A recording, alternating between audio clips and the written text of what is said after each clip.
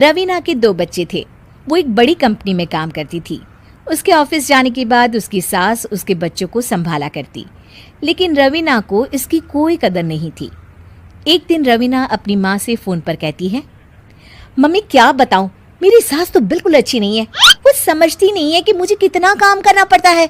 एक तो ऑफिस तक का लंबा सफर और फिर 9 घंटे लगातार काम। बैठे बैठे तो मेरी पीठ अकड़ जाती है।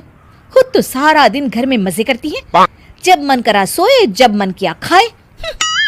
तभी उसकी सास वहां आ जाती है। अच्छा माँ, मैं बाद में आपको फोन करती हूँ। जी मम्मी जी, कोई काम है क्या आपको? क्या हुआ? रवीना बहू, सारा दिन तो तू ऑफिस के मजे लेती है, लेकिन यहाँ ये बच्चे मुझे आराम भी नहीं करने देते। मेरी तो तबीयत खराब हो रही है। तो आपको लगता है कि मैं दफ्तर में मौज करती हूँ? आपको क्या समझाऊं, छोड़िए। माँ, काम करना भी जरूरी है। मजबूरी नहीं होती तो मैं खुद ही अपने बच्चों को देख लेती। अब आज तो छुट्टी है ना, आज तो कम से कम घर का काम कर ले।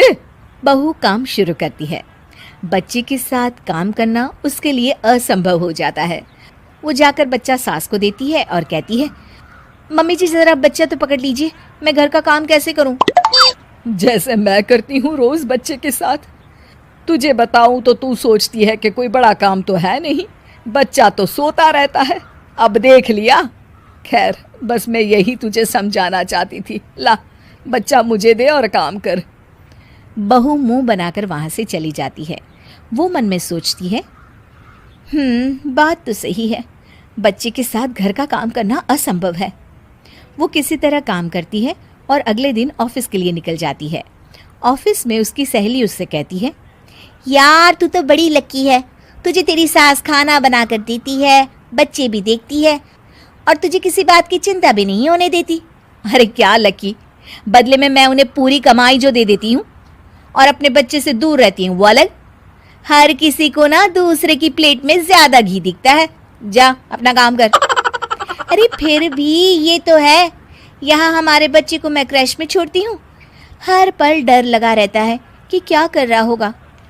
खैर चल, मुझे क्या। बहू घर आती है तो देखती है कि उसकी सास उसके बच्चे को बड़े ही प्यार से खिला रही होती है। वो माँ को देखकर खुश हो जाता है।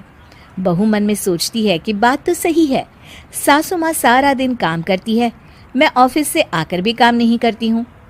वो सास के पास जाती है और कहती है, माँ जी थक गई आप? और क्या, सारा दिन चक्कर घीनी की तरह पूरे घर में घूमती रहती हूँ और अब उम्र भी नहीं रही। लेकिन चल तू बता, क्या हुआ, कुछ काम है क्या?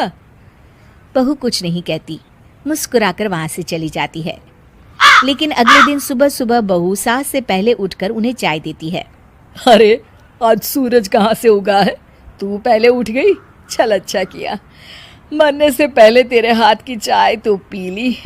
चलो अब चलकर किचन में लगूं। माँ जी, आपको आज से काम करने की जरूरत नहीं है। काम करने की जरूरत नहीं है मतलब? क्या तू करेगी आज से सारा काम? इतने अच्छे तो हमारे नसीब नहीं है भाई।